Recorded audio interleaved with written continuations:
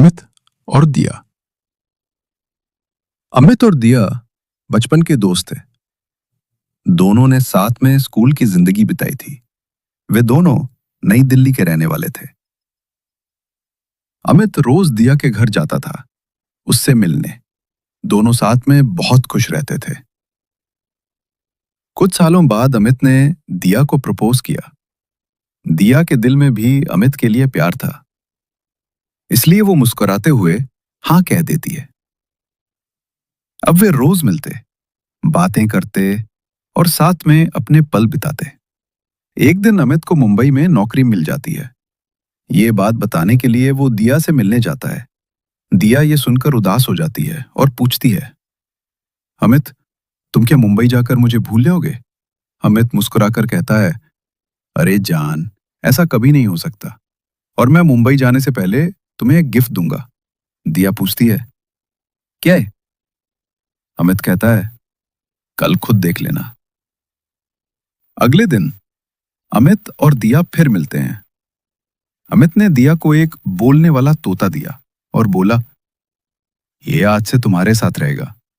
जब मैं काम में बिजी रहूंगा तुम इसे अच्छे से बोलना सिखाना। दिया ने खुशी से कहा, थैंक यू अमित, ये बहुत प्यारा तोता है। तभी तोते ने बोला, यू मोस्ट वेलकम यार। दोनों हंसने लगते हैं। अगले दिन अमित मुंबई चला जाता है। अमित और दिया फोन पर, मैसेज पर रोज बातें करते हैं। कुछ महीने इसी तरह बीत जाते हैं। एक दिन अमित कॉल करता है, पर दिया कॉल उठाती नहीं। अमित बार बार कॉल करता है, पर कोई जवाब नहीं मिलता। वो परेशान हो जाता है और सोचता है कि ऐसा क्या हुआ। कुछ दिन बाद अमित को दिया का एक मैसेज आता है, अमित, अगर बॉयफ्रेंड गर्लफ्रेंड एक महीने के लिए भी एक दूसरे से दूर रहें तो समझ जाना चाहिए कि उनके बीच का प्यार कम होता जाता है और उस दौरान किसी और से दिल लग जाता है। हम तो बहुत समय से दूर हैं, अब मेरी लाइफ में कोई और आ चुका है। प्लीज तुम मुझे भूल जाओ। अमित हैरान हो जाता है। वो पूछा, ऐसा कैसे कर सकती हो दिया? कौन है वो? क्या नाम है उसका? तुमने एक दिन मुझसे पूछा था कि क्या मैं तुम्हें भूल जाऊंगा, पर आज तो तुमने ही मुझे छोड़ दिया। दिया बस इतना कहती है, मैं बादल से प्यार करती हूं। आज के बाद मुझसे कोई संपर्क मत करना। खुश रहो तुम। उस दिन के बाद अमित ने कभी दिया से संपर्क नहीं किया। वो अपने काम में लग गया। दिया की याद तो आती थी, पर खुद को समझा लेता था। कुछ दिनों बाद अमित दिल्ली आया। उसने देखा कि उसके घर की छत पर वही बोलने वाला तोता बैठा है। अमित ने पुकारा, हेलो तोता। तोता उड़कर पास आया और बोला, मेरा नाम तोता नहीं, बादल है। दिया ने मेरा नाम बादल रखा था। ये सुनकर अमित सन्न रह गया, कुछ समझ नहीं पाया। तोता बोलता है, आज मुझे समझ आया कि इंसान और जानवर में क्या फर्क होता है। इंसान दिल की बात पढ़ नहीं सकता, ना ही महसूस कर सकता है, पर जानवर सब महसूस कर सकते हैं। और मैंने महसूस किया कि दिया तुम्हें बहुत प्यार करती थी। काश तुम उसके दिल की बात समझ पाते, तो आज वो ब्लड कैंसर की मौत से पहले सुसाइड नहीं करती। तोता बताता है कि दिया को ब्लड कैंसर हो गया था। वो अमित की जिंदगी से इसलिए जाना चाहती थी क्योंकि वो अमित से बेपनाह प्यार करती थी और उसे तकलीफ में नहीं देख सकती थी। उसने झूठ बोला कि उसकी जिंदगी में कोई और आ गया है। बादल नाम का कोई लड़का नहीं था, वो तो अमित और दिया का प्यारा तोता था। अमित ये सब सुनकर घुटनों पर गिर पड़ा और घुटनों पर गिर पड़ा और जोर जोर से रोने लगा, जैसे उसकी जिंदगी में तूफान आ गया हो। वो जिंदा तो था, लेकिन सांसें थम चुकी थी। आसमान खुला और सफेद था, पर अमित की जिंदगी में अंधेरा छा चुका था, क्योंकि उसका दिया बुझ चुका था। अमित और दिया। अमित और दिया बचपन के दोस्त थे। दोनों ने साथ में स्कूल की जिंदगी बिताई थी। वे दोनों नई दिल्ली के रहने वाले थे। अमित रोज दिया के घर जाता था उससे मिलने। दोनों साथ में बहुत खुश रहते थे। कुछ सालों बाद अमित ने दिया को प्रपोज किया।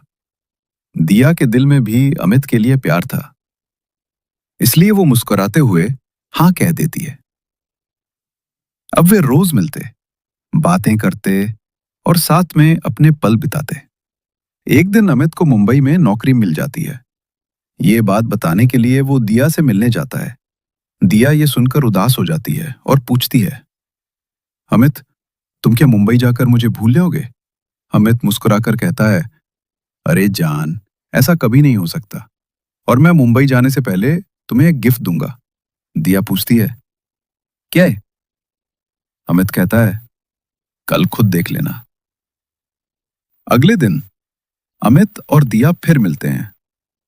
अमित ने दिया को एक बोलने वाला तोता दिया और बोला, ये आज से तुम्हारे साथ रहेगा।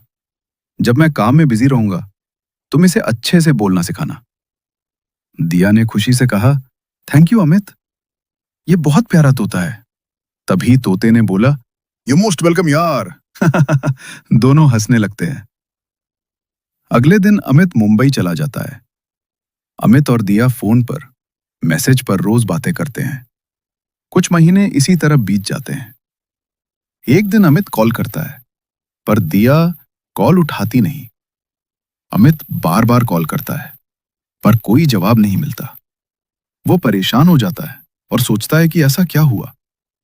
कुछ दिन बाद अमित को दिया का एक मैसेज आता है, अमित, अगर बॉयफ्रेंड गर्लफ्रेंड एक महीने के लिए भी एक दूसरे से दूर रहें तो समझ जाना चाहिए कि उनके बीच का प्यार कम होता जाता है और उस दौरान किसी और से दिल लग जाता है। हम तो बहुत समय से दूर हैं, अब मेरी लाइफ में कोई और आ चुका है। प्लीज तुम मुझे भूल जाओ। अमित हैरान हो जाता है। वो पूछा, ऐसा कैसे कर सकती हो दिया? कौन है वो? क्या नाम है उसका? तुमने एक दिन मुझसे पूछा था कि क्या मैं तुम्हें भूल जाऊंगा, पर आज तो तुमने ही मुझे छोड़ दिया। दिया बस इतना कहती है, मैं बादल से प्यार करती हूं। आज के बाद मुझसे कोई संपर्क मत करना। खुश रहो तुम। उस दिन के बाद अमित ने कभी दिया से संपर्क नहीं किया। वो अपने काम में लग गया। दिया की याद तो आती थी, पर खुद को समझा लेता था। कुछ दिनों बाद अमित दिल्ली आया। उसने देखा कि उसके घर की छत पर वही बोलने वाला तोता बैठा है। अमित ने पुकारा, हेलो तोता। तोता उड़कर पास आया और बोला, मेरा नाम तोता नहीं, बादल है। दिया ने मेरा नाम बादल रखा था। ये सुनकर अमित सन्न रह गया, कुछ समझ नहीं पाया। तोता बोलता है, आज मुझे समझ आया कि इंसान और जानवर में क्या फर्क होता है।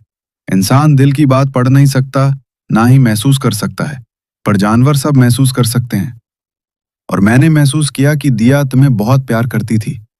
काश तुम उसके दिल की बात समझ पाते, तो आज वो ब्लड कैंसर की मौत से पहले सुसाइड नहीं करती। तोता बताता है कि दिया को ब्लड कैंसर हो गया था। वो अमित की जिंदगी से इसलिए जाना चाहती थी क्योंकि वो अमित से बेपनाह प्यार करती थी और उसे तकलीफ में नहीं देख सकती थी। उसने झूठ बोला कि उसकी जिंदगी में कोई और आ गया है। बादल नाम का कोई लड़का नहीं था, वो तो अमित और दिया का प्यारा तोता था। अमित यह सब सुनकर घुटनों पर गिर पड़ा और घुटनों पर गिर पड़ा और जोर जोर से रोने लगा, जैसे उसकी जिंदगी में तूफान आ गया हो। वो जिंदा तो था, लेकिन सांसें थम चुकी थी। आसमान खुला और सफेद था, पर अमित की जिंदगी में अंधेरा छा चुका था, क्योंकि उसका दिया बुझ चुका था। अगर आपको मेरी लिखी हुई कहानी पसंद आई हो, तो दिल से कहता हूं, मेरे चैनल को सब्सक्राइब जरूर कीजिए, लाइक करिए, कमेंट करिए और दोस्तों के साथ शेयर करना मत भूलिए। आपके एक एक लाइक और कमेंट से मुझे और भी अच्छी कहानियां लिखने की ताकत मिलती है। आपका प्यार ही मेरी सबसे बड़ी प्रेरणा है। तो जुड़े रहिए, अगली कहानी बहुत जल्दी आने वाली है।